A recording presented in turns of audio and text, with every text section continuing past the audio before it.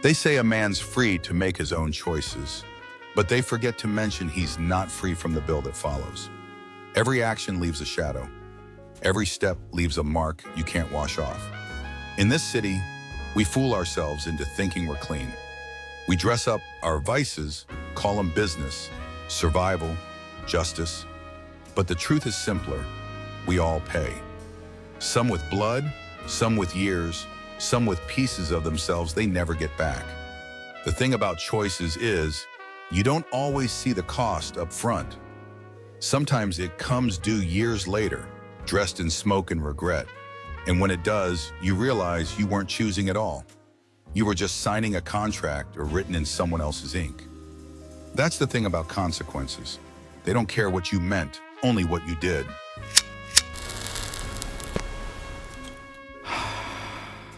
The Ember Room was thick with smoke and thicker with bad decisions. Murph, Councilman Whitaker, some other stiff with more money than sense, and me, all huddled around a scarred oak table in the back room. The kitty was fat, the ashtrays were full. A couple broads drifted through the haze, hanging on the arms of men who couldn't buy their way to heaven, but were happy to rent the illusion. One gent sat off in the corner, sharp pinstripes, slick back hair, and a flash of gold in his smile when the light caught him right. Didn't say a word, just watched. I'm in for 10. I tossed my chips to the center, the clink louder than it should have been. And I'll take 2. The dealer slid them over like whispers. I pulled them in, took a peek. Junk.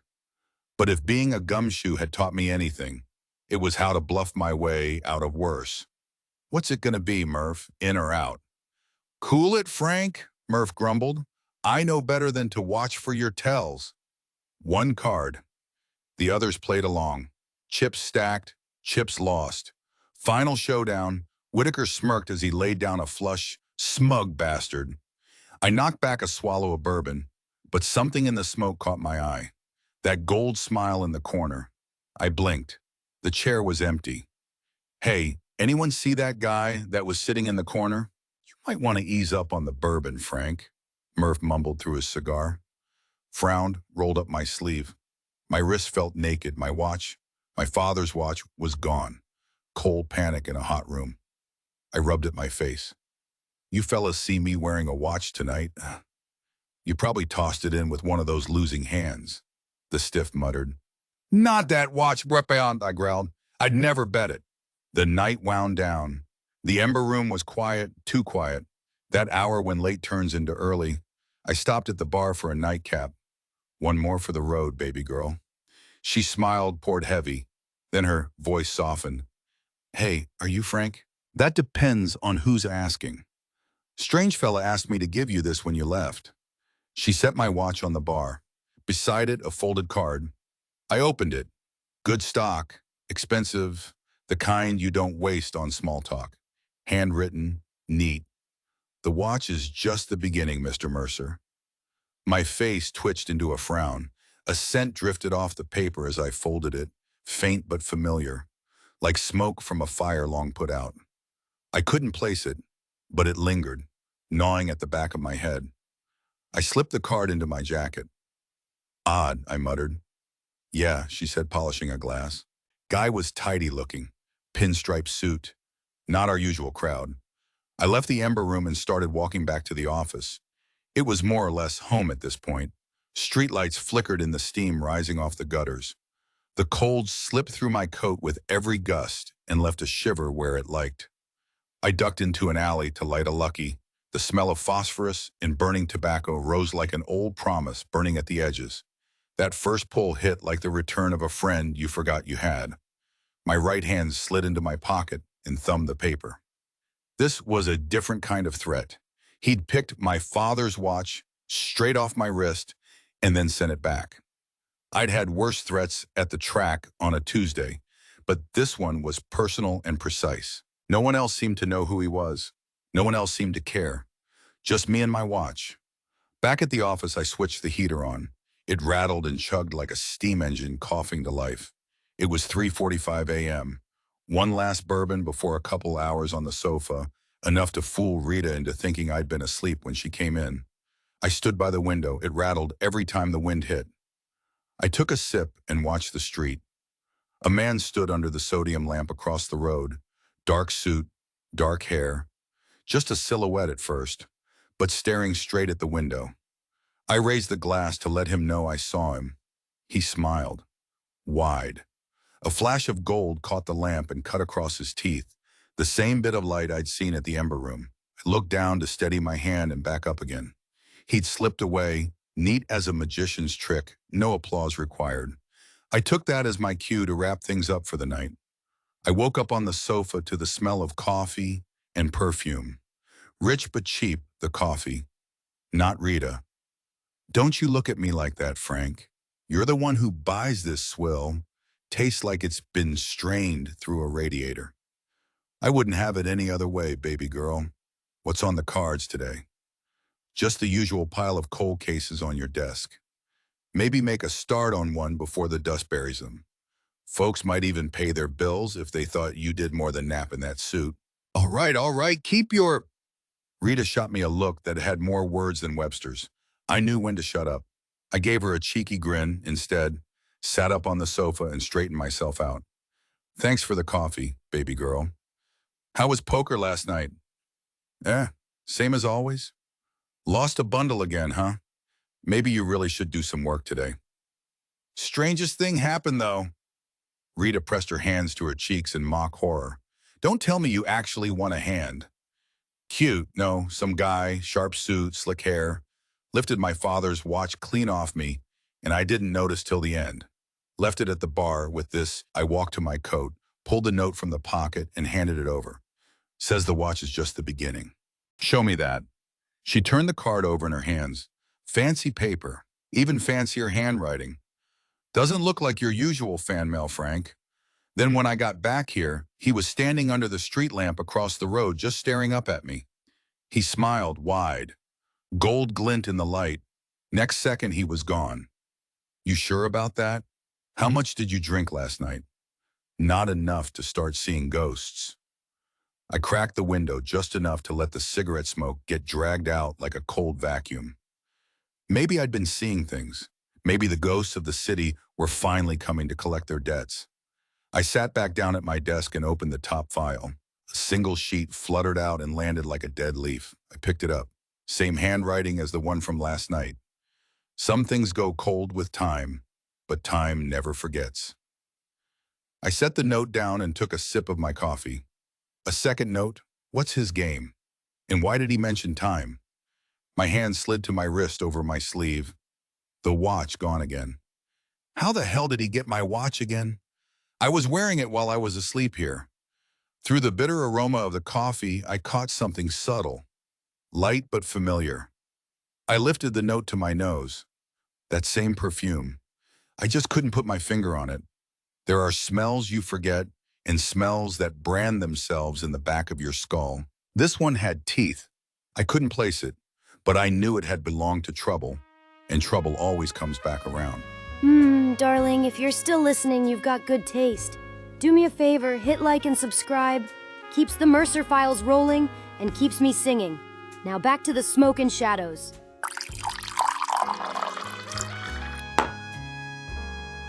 I sat at my desk, staring at the note like it might blink back at me.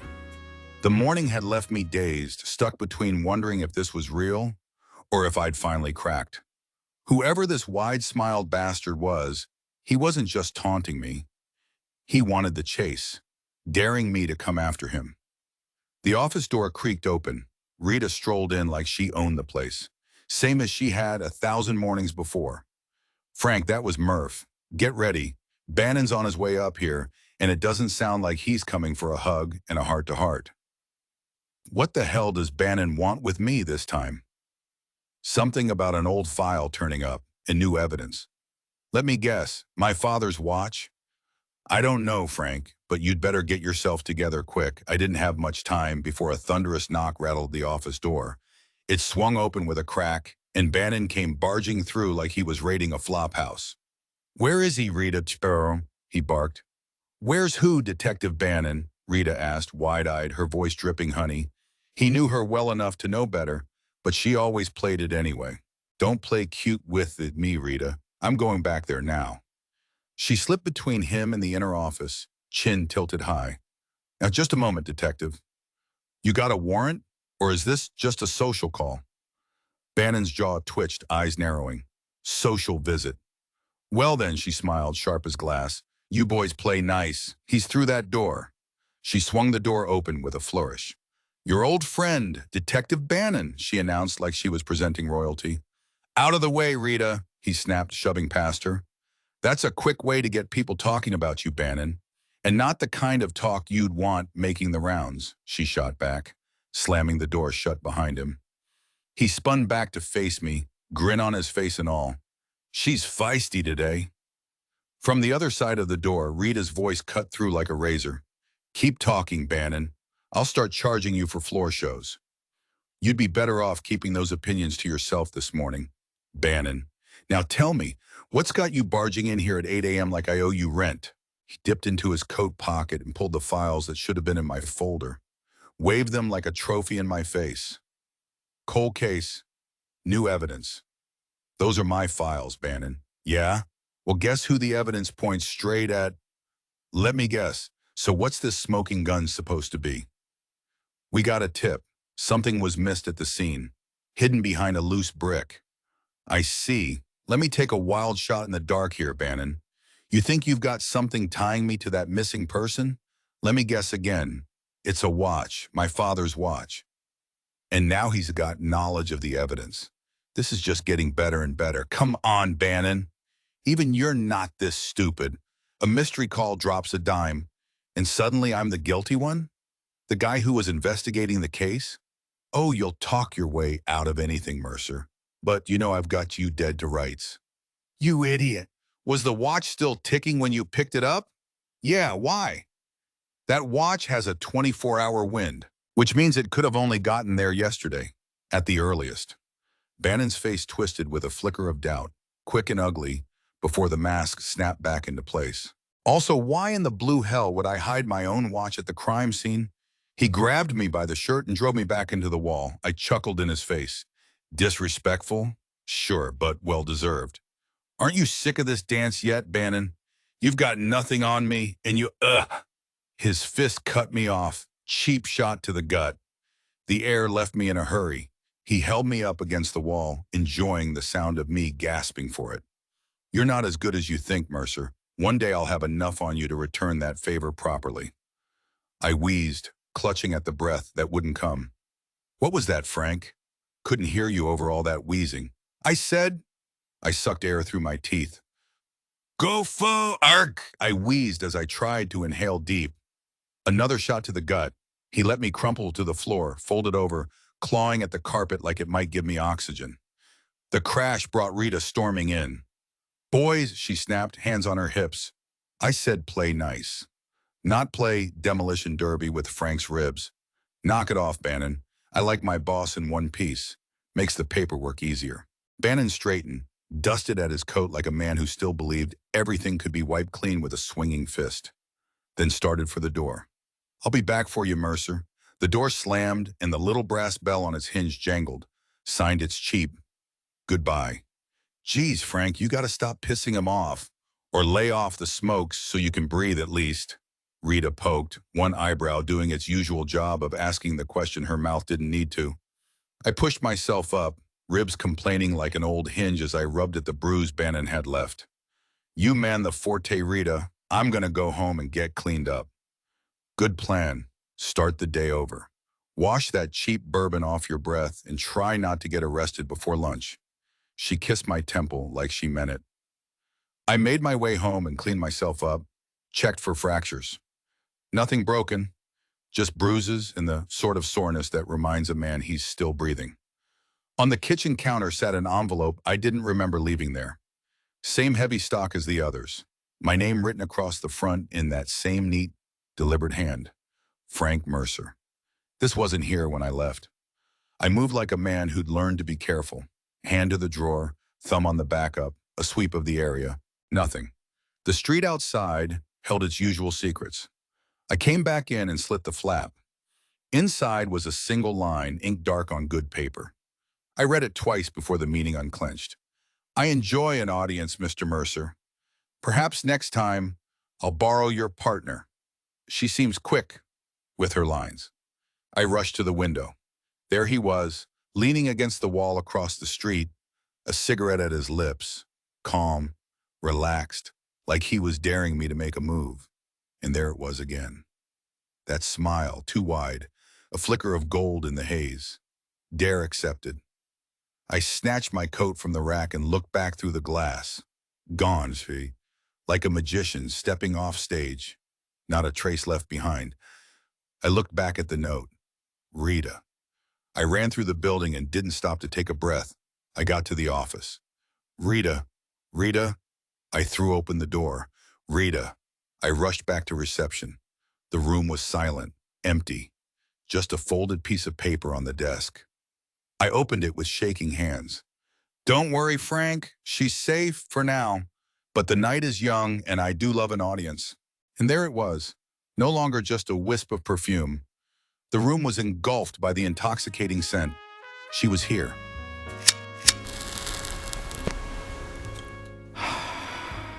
Watch there. I took a deep breath. The perfume lingered in the air like it was here for nothing but to taunt me. I knew the smell, but how? I paced the office trying to piece it together. My watch, the old case files, the only real connection was me. He'd handed the file and the evidence to Bannon just to prove he could get to me. Then he came to my house. He took Rita. Poor choice. I cleared some space on the desk and spread the notes out in order. I opened my drawer, pulled out a pack of Luckies. The match flared, lights spilling across the desk and catching on a thin layer of dust.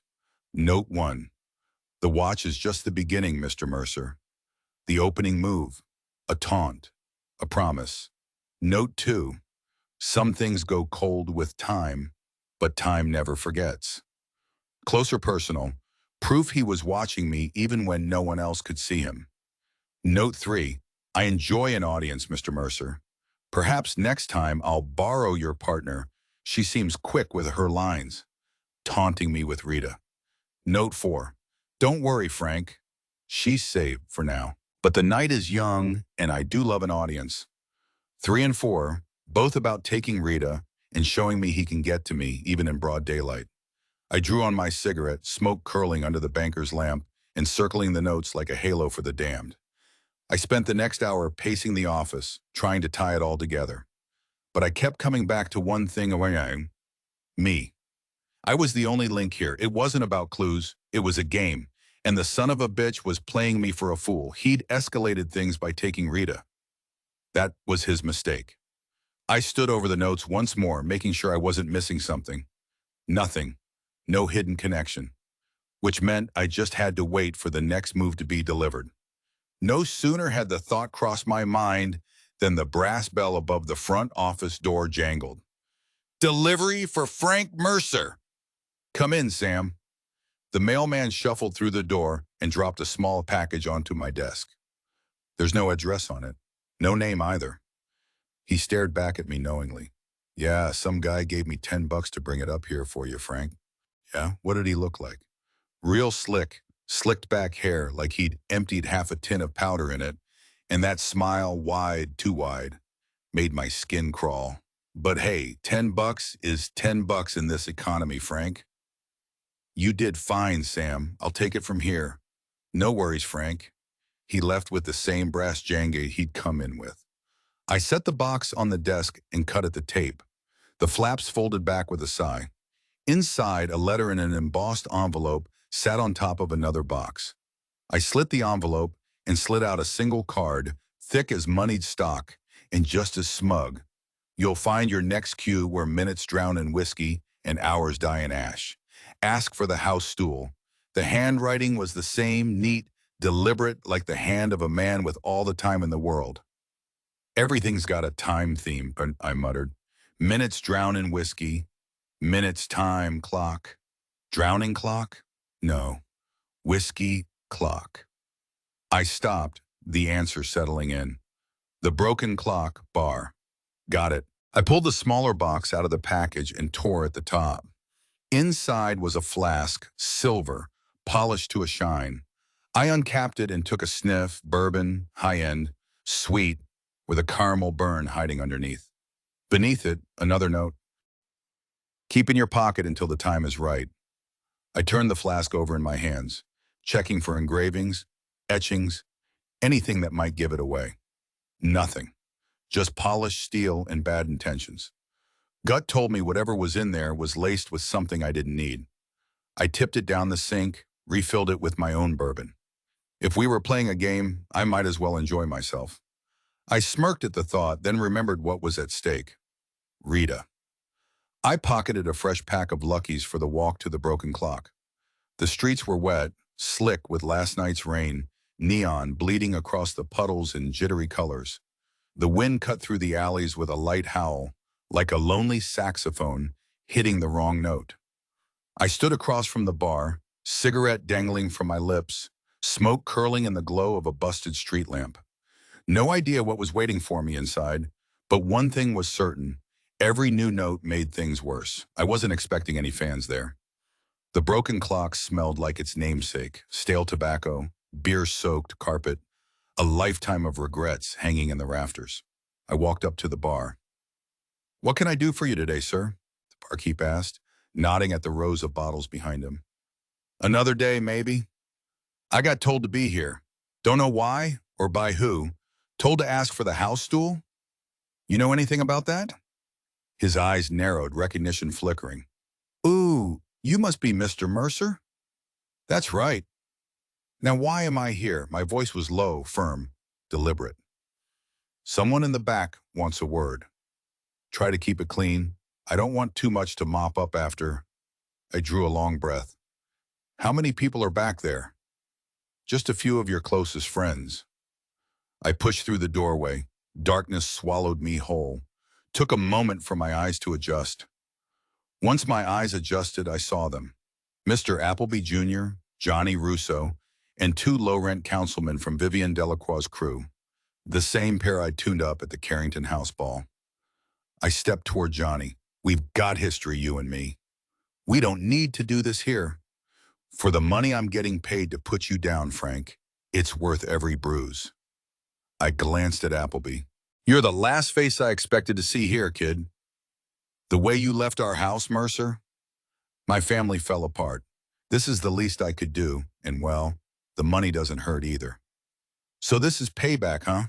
The two councilmen grinned at each other like hyenas. "Look, this doesn't involve you clowns," I said flatly. "I just need the next clue, then I'll be out of your hair." Johnny smirked. "The only way you're getting that clue is by fighting your way through us back out to the bar." I glanced around the room, a pool table, rack of cues on my right. Slowly, I pulled the pack of Luckies from my pocket and extended it to the room. "Anyone want to smoke before this kicks off?" Like the idiots they were, the two councilmen exchanged another grin, each plucking a cigarette and sticking it between their lips. I reached into my pocket like I was grabbing matches, but my hand came up with a fist instead. "Oshishun." I drove it into the nose of the first councilman, spraying claret up my sleeve. The second froze in shock. Not long enough. I swung my boot straight into his groin for the second time in as many months. He doubled over, clutching his groin. Before the others could react, I slid right, snatched a cue from the rack, and rammed the butt end into Appleby's gut. His gas blew hot on my face. Winded, he folded forward just in time for me to swing. The cue cracked across his lower back and splintered. Appleby dropped, rolling like a 5-year-old who'd lost his favorite toy. I pivoted back to the second councilman, blood pouring down his face. I grabbed his collar, spun, and shoved him across the table.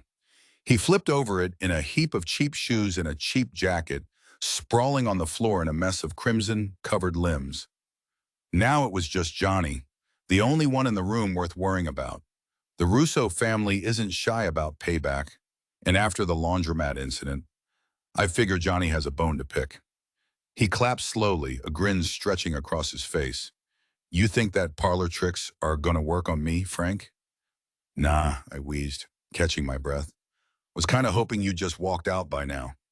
"Wishful thinking, huh?" He smirked, like he already knew what was coming next. He moved toward me. Johnny was a dangerous man, and we both knew it. My only chance was a cheap shot, followed by a knockout if I was lucky. He came in with his hands up like a boxer. I stepped back, peeled off my trench coat. "That's not going to help you, Frank." He advanced again. I smirked, and that caught his eye. The coat left my hand in a lazy arc, floating in front of him. The second he flinched, I lunged. My shoulder drove up under his ribs and slammed him into the side of the pool table.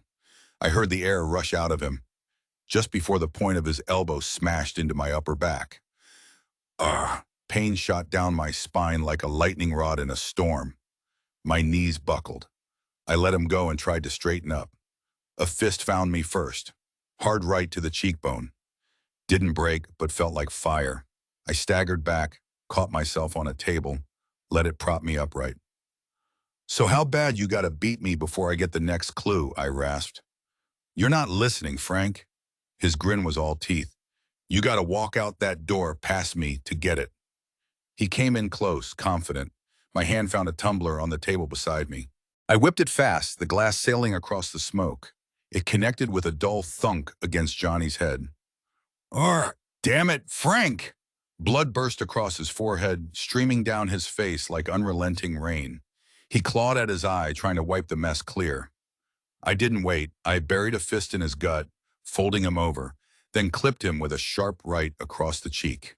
Johnny crumpled to the floor.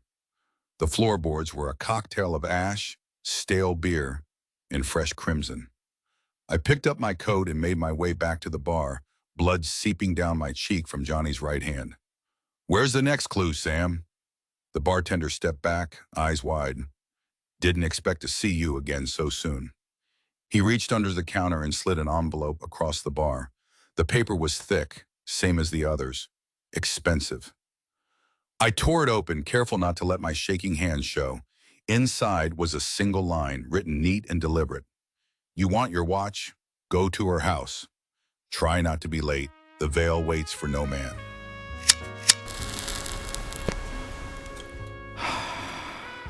The word veil had me hooked. Could mean a curtain, maybe a grave, maybe her. The last cue was obvious enough. Go to Rita's house for the next clue. I left the bar, ribs thudding, face still warm with blood. I lit a Lucky and held the smoke a beat longer than usual, letting it burn into the part of me that sometimes forgot how to hurt. This whole thing reeked of payback. People from old cases with lives that had fallen apart of their own making, not my doing. Sympathy wasn't on the table. I let the smoke out and felt that sharp stitch between my shoulders remind me I wasn't invincible. All right, Rita's place next. Her apartment was as I expected. Spotless. Too clean for someone who lived on scraps and chassan. The only chaos was her desk. Files splayed open like someone had been rifling through memories. These were the cases tied to the people who'd come after me, the ones I'd left clinging to the edges of their own bad choices. How had he got them? They'd been locked in my sealed drawer. I moved the folders aside with fingers that didn't want to be clean. No margin notes, no new handwriting, no answers, only that perfume. Thicker now, ghosting the paper like a signature. My eyes kept finding the wall clock by the bookshelf. The minute hand had stopped at a stubborn 11:10. The glass rimmed in a fine sheen of dust. A paper wedge had been shoved into the hands on the face, slipped between the ticking gears. I eased it out. Tick-tock, tick-tock. Soon the veil will rise. Will the one inside still be breathing? It read like a stage direction written in acid. This whole thing was a performance, and the smiling man had been 3 steps ahead from the first curtain. All his pieces moved in unison while I chased smoke and envelopes. I crossed to the window, fingers brushing the flask in my coat pocket. I wiped the rim on my sleeve, just in case, and cracked it open. The bourbon smelled like sin and good furniture. I let the heat hit my tongue and eased back the curtain. There he was, leaned against the brick across the street, silhouette cut by a sodium lamp. Slicked hair, suit pressed like it cost more than most people's rent. That smile, too wide, too clean, flashed gold when the light hit his teeth, like a coin tossed in a gutter and catching a sliver of sun. I raised the flask so he could see. His grin shifted, something like a flicker of surprise passing over the complacence. As if I'd just moved a pawn while everyone else watched the queen. He straightened, tipped the cigarette between two fingers, and mouthed three words I didn't need him to say aloud. See you soon. I swallowed the bourbon and felt the clock in my ribs counting down. The veil was about to rise. This time I didn't look away. He slid into the alley like smoke, folding himself into shadow. Back to the clue. Tick-tock, tick-tock. Time was running out. It was all a performance so far, a script with a veil stitched through it. Could it be Delilah? Couldn't be my I, and yet the word kept gnawing at me. Curtain, veil, veil. Time wasn't just bleeding out for me. It was bleeding out for the old Bijou Theater as well. That's where Rita was waiting, if the script didn't lie. I had to do something to throw them off their rhythm. The side entrance was the obvious play. I wasn't much for obvious. I told myself I'd figure it when I got there. Nothing like winging it while your best friend's life is on the line. I stopped across the street and watched the dark mouth of the theater. The marquee sagged like a tired jaw. The lot was empty except for the hiss of a busted street lamp. A broken window high on the second floor caught my eye. A rusted fire escape pipe curled up the brick. Maybe that was the ticket in. Maybe it was a trap. Both possibilities lived on the same thin line. Move or do nothing and listen to the clock. I circled and picked my approach, keeping to alley shadows. The pipe was slick with moss and rain. Old iron doesn't forgive a man's weight these days, but it held. I climbed slowly, every foothold a calculation, every handhold promising and betraying in the same breath. The cold bit into my palms, the city below a muffled half-life of distant horns and dripping gutters. At the window, the glass bit me, small shards stinging my skin, but I worked the edge until I could lever myself through. I fell in, ungainly, cursing under my breath like a drunk at a funeral. Dust and stale popcorn smell hit me, heavy and wrong. I made it to the second floor. Now it was time to see what they'd staged below.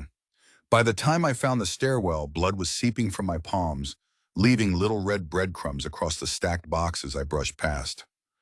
At the stairs, the perfume hit me full, heavy, intoxicating. Delilah Vale.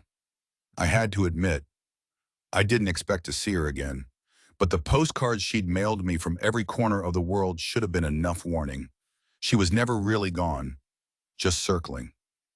I eased down the steps, voices rising to meet me. Arguing, the smiling man, sharp with anger, his voice cracking through the dust. He wanted me. Sick of games, ready to cash out, and ready to take Rita with him. Delilah cut in, promising him his money, begging him not to kill me. Her tone cracked around the edges, real distress or a performance I couldn't tell. Rita's voice came muffled but steady, still sharp enough to needle the room. She was keeping her wits, which meant she was keeping them agitated. I moved another step down. The shadows thinned, and there she was, Rita. Our eyes locked. She tilted her head gently to the left, subtle, a quiet mark of where they were standing. Then came the wink, quick and deliberate. She was telling me she was all right. Hey, she said, voice cutting through the tension. What's a girl got to do to get a drink around here? Half sass, half hurry the hell up. The smiling man stalked toward her, face rigid, gold glint flashing as he tugged a rag from his pocket. He tied it rough across her mouth, muting her fire but not extinguishing it. Footsteps cracked across the wooden floor, each heel like a gunshot in the silence. Then she appeared. Delilah Vale. The perfume hit me like an old book with a rotten twist, pages full of memories I'd tried to burn. The night she drugged me, the rope cutting into my wrists, the look in her eyes when she slit Von Richter ear to ear, and the way she whispered about running away together while the blood pooled at our feet. This broad was a different kind of crazy. This is not the plan, she snapped, her voice climbing, temper cutting sharp. Not a good place for the smiling man to stand. His arms swung wide. The back of his hand cracked against her cheek, sending her folding sideways, one hand cupping the red bloom across her face. For a second, I almost let it play out. They were close to tearing each other apart. Delilah straightened, eyes flashing, then turned on her heel and made for the washroom, the echo of her steps trailing like a threat. The smiling man's attention snapped back to Rita like a dog to a thrown bone. When Frank walks through that door, there's no clue this time that'll save you, he said, voice flat with that awkward smile. He'll scurry. He'll panic. In the end, there's no final act, only a final curtain. For you both. Rita tried to talk through the gag. He put a finger to his lips, silencing her if he removed it. Don't scream, he mouthed. You obviously don't know Frank very well, Rita mouthed back, eyes hard. He's likely 5 steps ahead of you already. Impossible, the smiling man spat. I've crafted this for months. There isn't a situation I haven't foreseen. Standing upright, straightening his suit, and running a comb through his slicked hair. While they argued, I slipped across the floorboards like a shadow, a light tap against the smiling man's shoulder, just enough to snag his attention from Rita, and crack, an overhand right smashed into his mouth. I saw that bit of gold flash under the bar as he folded, hand to his face. I moved in on Rita, loosened the ropes at her wrists but didn't push her toward the door. Frank, she breathed, eyes wide. They've got a plan to kill us both. We've got to get out of here. You go, baby girl. I got to see what this crazy dame's up to. There was something else to handle first. I'm not leaving you here, Frank. Delilah's lost it. But she's not the one in control. It's that weirdo over there. Rita nodded at the man bleeding on the floor. The smiling man rolled, blood on his lip, still clutching his mouth. I used the cords from Rita's cuffs and bound his hands behind his back before Delilah could return. Quietly, I hauled him into the chair Rita had been in and shoved him face forward. A neat reversal. So tell me, Sam, who the hell are you? What do you have against me? Why all the games, I asked, calm as a man at the end of his rope. You were just a challenge, when he rasped. A mark, a nobody that beat you at your own game. You forgot one thing, Delilah, he croaked. She'll come for me. After that backhand, I smirked, you're lucky you're breathing. I've seen her slit a man's throat for less. His eyes widened. Something like real fear crept in for the first time. She's probably in the ladies, looking for something to finish the job now. Then untie me and let me get the hell out of here, he begged. What, like how you were ready to kill Rita and me? I suppose it was just business. Nothing personal, huh? Oh, come on, it was just a brawl, he pleaded. A voice from the doorway cut through, cold as a blade. It was just a she. And you failed. Miserably, Delilah stepped back into the room like she was the stage's center. Her face was flushed where he'd slapped her. She moved with the choreography of someone used to control. Delilah, I want my diamond. Let me walk away and I'll forget this little mess.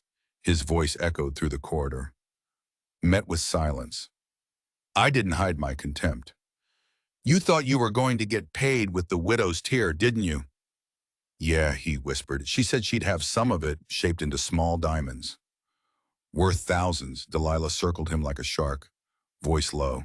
You know the tear is cursed, don't you? People who chase it die horrible deaths. Many, many people have died. Please, the smiling man croaked. Don't let her kill me. Oh, you think Frank can save you from here? Delilah sighed, theatrical. Frank has to decide what he wants most. My face changed. What do you mean? There's always a plan, Frank, she purred, stepping closer. You can escape with Rita. Leave him here and go. But you leave a man to die. You can save the smiling man, turn me into the police, but Rita won't make it past the front door.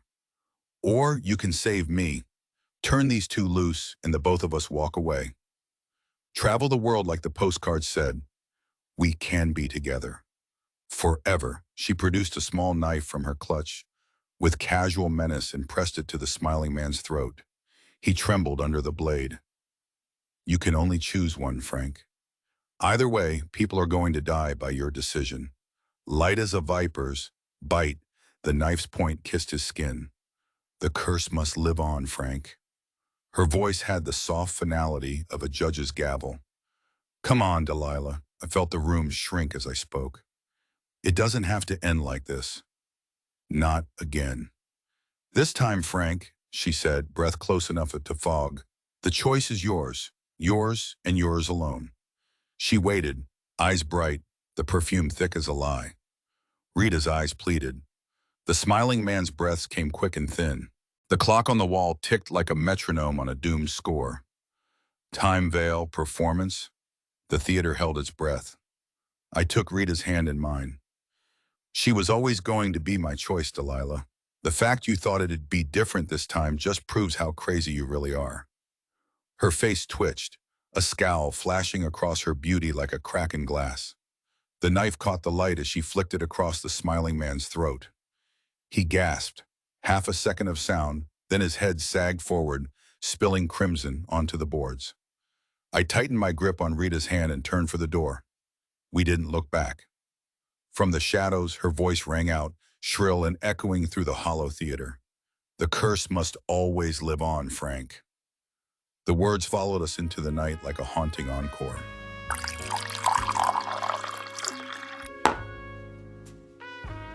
As we stepped out of the abandoned theater, the bottom floor went up in flames. Flames licked the windows, smoke punched through the roof, timbers snapping like gunshots in the night. She'd rigged the whole place to blow. A parting gift, one last act for an audience of two. I didn't look back. I didn't have to. The ghosts inside would follow me either way. Delilah always played Russian roulette with other people's lives, spinning the chamber with a smile. This time she made me pull the trigger, forced me to choose who walked out and who didn't. Rita was alive beside me, and that should have been enough. But the truth is, no one walks away clean. Not from Delilah Vale. The smiling man was gone, the theater reduced to cinders. But her perfume lingered in the night air, stubborn, mocking. She'd slipped through the fire, same as always. Rita squeezed my hand, grounding me in the rain-slick street. I lit a lucky, let the smoke fill the hollow space where triumph should have been. The ember glowed, then died, same as the flames behind us. This case was closed, sure, but Delilah never is. She'd be back. And when she returned, it wouldn't be postcards. It would be another stage, another performance, another loaded chamber pointed at the people I couldn't afford to lose. I knew this wasn't the last I'd hear from her, not by a long shot. Still here, darling? Careful. Linger too long in my world and you might not find your way out. If you must, like and subscribe to the Mercer Files. Frank's story isn't over, and neither is mine.